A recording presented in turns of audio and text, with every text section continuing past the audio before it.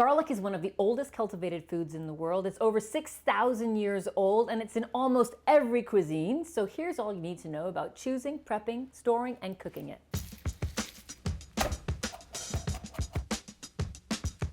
So first, how do you pick a really good head of garlic? Well, look for firm, tight bulbs, no papery skins coming off, and no blemishes or bruises. Then you can store garlic in a cool, dark place for 3 to 4 months. So to peel it, you're gonna actually push the skins off of the head of garlic like this to expose them. Now put it face down on the cutting board and push it with the heel of your hand to break apart those cloves.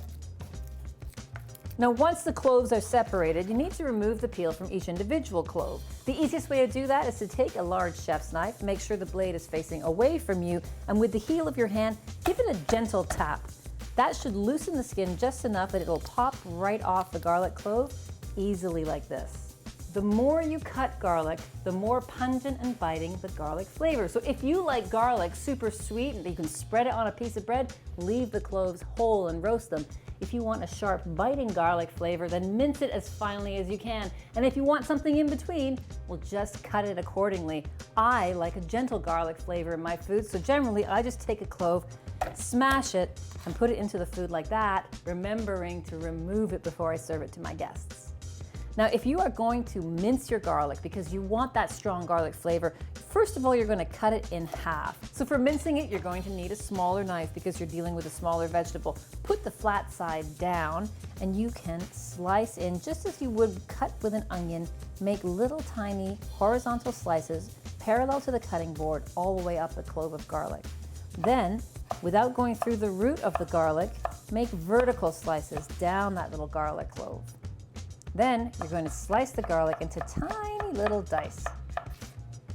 That's one way to mince garlic.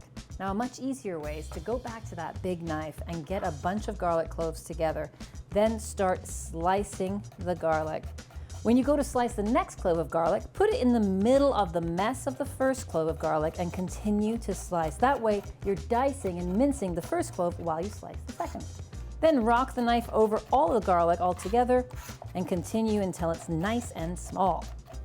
Now, if you really want a fine paste of garlic, here's the tool you need. A microplane. Take a peeled clove and just run it along the microplane. It will be an extremely, extremely smooth and very fine grate. You'll see it right here. Look at that. Now, when you're cooking garlic like this, you want to make sure that you don't cook it for very long because garlic burns very quickly. So in recipes where you see cook onion and garlic, cook the onion first and add the garlic just for the last 30 to 60 seconds. So there's one last tip I have for you about garlic, and that's how to get that smell off your hands. Well, believe it or not, stainless steel helps to neutralize that odor of garlic. So if you have a stainless steel sink, rub your hands along the side of the sink while you're washing it. If you don't have a stainless steel sink, rub your hands on a stainless steel utensil while you're washing it with soap and water. That'll help neutralize the odor of the garlic on your fingers. Now, there's no more reason to be tempted to buy that little jar of minced garlic. You know all there is you need to know about garlic. Start chopping it yourself.